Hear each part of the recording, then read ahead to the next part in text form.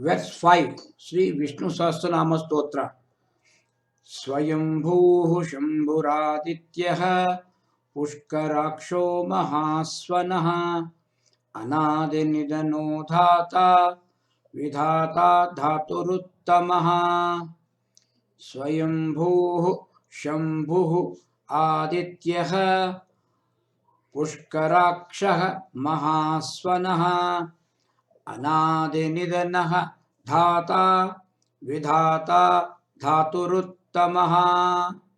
Swayambhuhu, self-born, self-manifested. Shambhuhu, bestower of good. Adityaha, sun. Surya. Pushkarakshaha, having eyes beautiful like the lotus. Mahasvanaha, of mighty sound, denotes the Vedas. Anadi Nidanaha, without birth and without death, the most ancient, the firstborn. Dhata, the supporter of the universe. Vidhata, dispenser and giver of fruits of actions. Dhatu Uttamaha, the best among all the substances, that is the Chit Dhatu, the supreme, the pure consciousness. Swayambhuhu means self-born, one who is born by his own free will. Swaeva Swayam Udbhabau, says Manusmriti. The Supreme is the one who manifests himself from himself. So he is considered as self-made, Swayambhuhu. Normally, everything that is born or produced must have a cause. In the case of human beings, the main cause is the vasana, which gives rise to desires.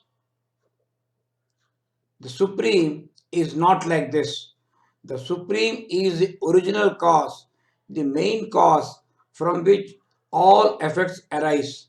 And the Supreme itself has no other cause. He is the causeless cause. He is the uncaused cause of all, the ultimate cause. It is with reference to the Supreme, everything else is considered as effects. And in itself, it is the absolute cause. Bhagavan is self-born, independent. He is the bestower of good to everyone. So it's called Shambhuhu. Shambhuhu, bestower of good. Sham bhavayati iti Shambhuhu. Sham means auspiciousness. So Shambhuhu means one who brings auspiciousness. That is both the inner goodness and also the outer external prosperity to his devotees. Shambhu is one of the very famous names of Lord Shiva. By using this name, by invoking this name in the very beginning of Vishnu Sahasranaama, the suggestion is very, very clear that Vishnu and Shiva are not two different entities, but they are both manifestations of one single, essential, indivisible entity, that is the Supreme Consciousness, the Brahman, the Paramatman. Maharshi Valmiki compares Lord Rama with the moonlight, because the moonlight is not only auspicious but it is also extremely pleasant. Chandrakantananam Ramam Ativa Priyadarshanam. So says Valmiki in Ramayana. The Supreme, who is extremely pleasant like the moon, is also extremely bright and very effulgent like the sun. So he is also called Adityaha. Adityaha means the sun. He is one of the 12 Adityas. There are 12 Adityas. One of them is called Vishnu, the supreme Purusha who glows in the splendor of the sun. Aditya is can be seen in the center of the solar disk. The sun is the one who illumines all. Every living creature draws its nourishment one way or the other, directly or indirectly from the sun alone. But for the sunlight, there can be no vegetation, no cultivation, no aushadhi, no food availability, and hence no life can exist on earth. So sun is the one who is nourishing, who is ultimate nourishment for all the living beings. In the same way, Brahman is the one sun in the universe of all living creatures who is illuminating, which is illuminating all the experiences of all the creatures. The Supreme is the one enlivening factor because of which the eyes are able to see, ears are able to hear, the mind is able to feel, the brain, the intellect is able to think. That means every karmendriya, jnanendriya of every being is working, is alive only because of the supreme consciousness. Aditya also means son of Aditi, mother Aditi. Now here the reference is to Vamana, the dwarf incarnation of Mahavishnu. Bhagavad Gita, verse 21 of chapter 10 declares, Adityanam aham Vishnuhu. Among the Adityas, I am Vishnu. There are 12 sons of Mother Aditi who are all called Adityas. Among them, Vishnu is one of them. Adityanam aham Vishnuhu Jyotisham Ravi Amshuman Marichih Marutam Asmi Nakshatranam Aham Shashi. It is very interesting to note that in this verse, the reference is to all the four which are luminaries, which are the shining objects. The verse means, I am Vishnu among the Adityas, among the luminaries, I am the radiant sun, I am Marichi among the Maruts, and among the 27 clusters of stars, I am the moon.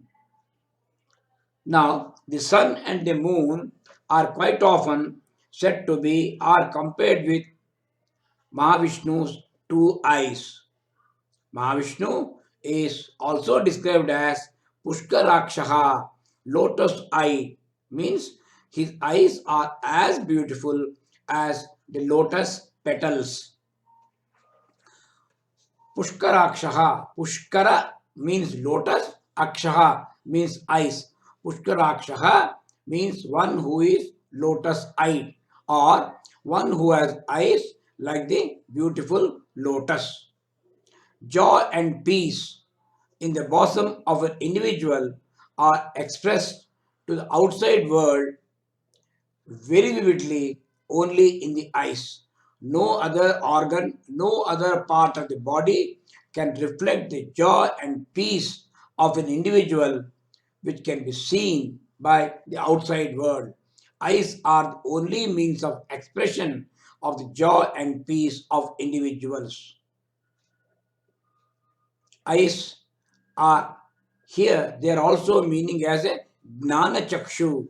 They are called eyes of wisdom, with which the whole world appears beautiful and peaceful.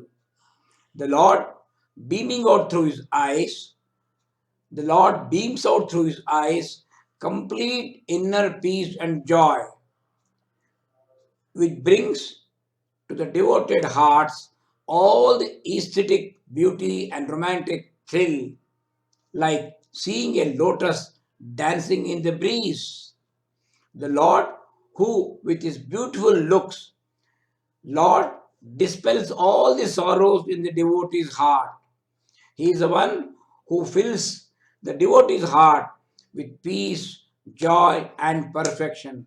All this magic is done by the eyes of the Supreme Lord.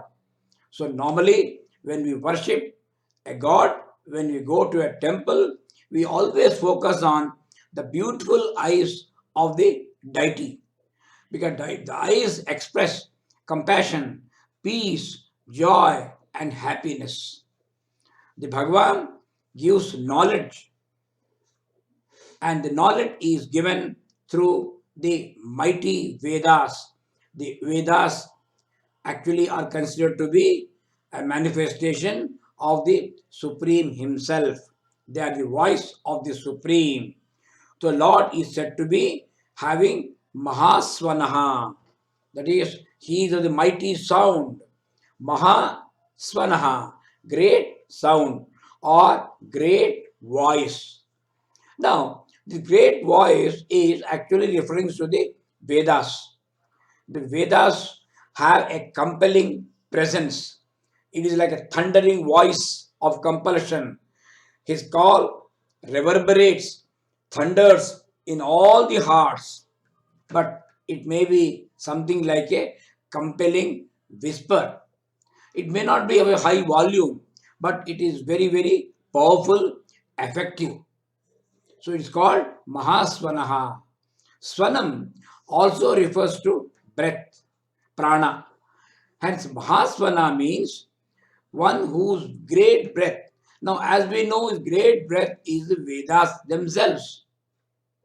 Briharanyaka Upanishad says he breathed out the Vedas when he breathed out, when he exhales, Nishwasitam, that what came out were the great Vedas.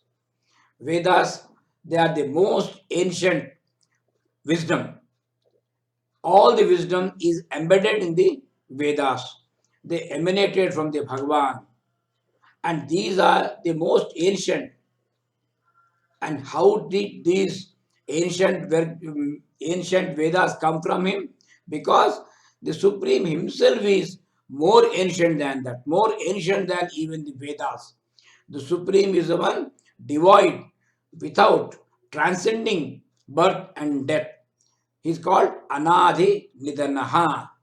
Anadhi Nidanaha means one who is without birth and obviously without death. Na Adi, na Nidanaha, with neither the beginning nor the end. The Supreme is said to be Avikara, Anadi Nidanaha. Avikara means without any change. No change whatsoever take place in him. Change is an attribute of mortality. It is the mortal beings who continuously undergo changes. The changes like birth, growth, disease, old age, decay, and finally death. Now, these changes are very specific for the mortal beings, but not for the Supreme.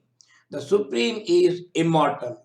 And these changes which we refer to, they are related to the body, not to the soul, and certainly not to the Supreme Soul, the Parama Atma. So they say when body will die, but the soul does not undergo any change whatsoever. And this soul is nothing but an aspect of that Supreme Soul.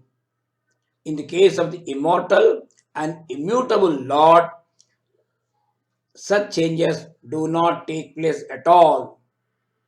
Now, the Supreme Being, who is Anadinidanaha, is supporting the earth, supporting the universe, supporting the creation.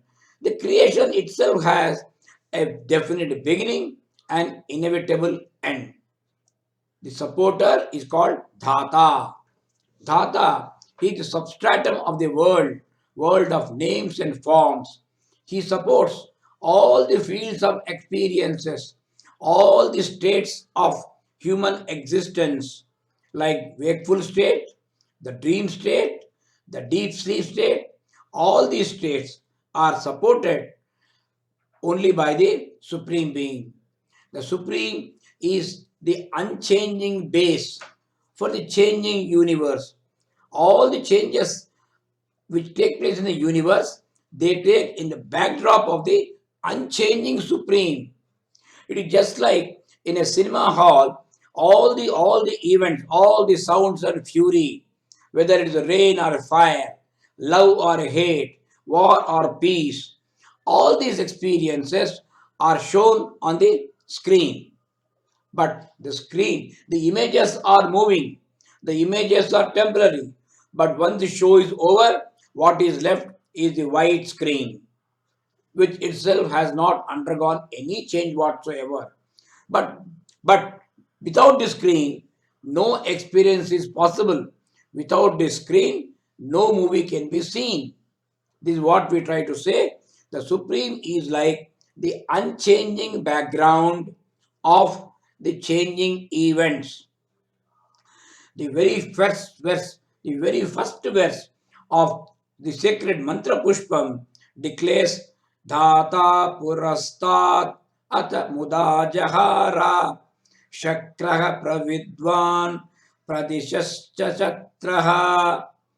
At the very outset, the Virata Purusha was extolled, praised by Lord Brahma as the one who protects everyone, the one who spreads in all the sides, known by Indra, Bhagavan, Paramatma, that is the Supreme Being. The supporter of the universe is also the dispenser of the fruits of action. Actions, good or bad, whatever results are there, fruits are there, they are impartially dispensed by the Supreme as Vidhata. Vidhata is the dispenser of all fruits of action of all the beings. In the Karma Kanda portion of the Vedas, the Ishvara, the Supreme, is described as Karma Phala Data. Karma Phala Data Ishvara, the dispenser of the fruits of actions. He is the Lord who is behind the universe of scientific truths and rhythm. He is the one who has not only ordered the laws of the nature, but he is the one afraid of whom none dare disobey his laws anywhere at any time.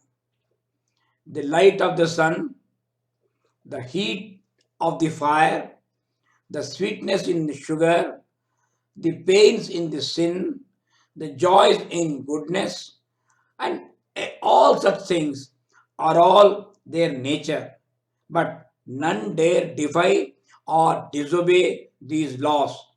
The sun has to emit light, the fire has to emit heat, sugar has to be sweet, sins do cause pain, goodness, good activities do result in joy. There can be no contradiction, no change whatsoever, because this is a universal law de- declared by the Supreme Lord. And who is behind these universal laws which are unquestionable? It is the very same Supreme, the Vidhata. Now, the Supreme Dhata, Vidhata, he is the pure consciousness, Dhatu Uttamaha, Dhatu Ruttamaha. He is the best of all substances. Dhatu means is a fundamental that forms the reinforcement of any existing thing. In science of life, which has been explored by our great rishis, all corporal forms has said to have arisen and exist as composed of some definite elemental factor called dhatu. Dhatu is the sort of a smallest building block, smallest component which is there, from which only everything else has arisen. So there are endless varieties of dhatus available in existence. The subtlest dhatu, the most subtle, the most superior, without which no existence is ever possible, is what is called a chit dhatu. Chit dhatu means nothing but a consciousness, the pure consciousness. The dhatus, for example, what we say, there are seven dhatus in our own human body: marrow, bone, fat, flesh, blood, the lower skin, the upper skin. But all are supported by what is called a chit dhatu. This is the most subtle among all the dhatus. So it is called the best dhatu, uttama dhatu, dhatu ruttamaha. With this, we'll conclude this verse. Om asato ma sadgamaya tamaso ma jyotirgamaya mrityorma amrutangamaya. Om Shanti Shanti Shanti.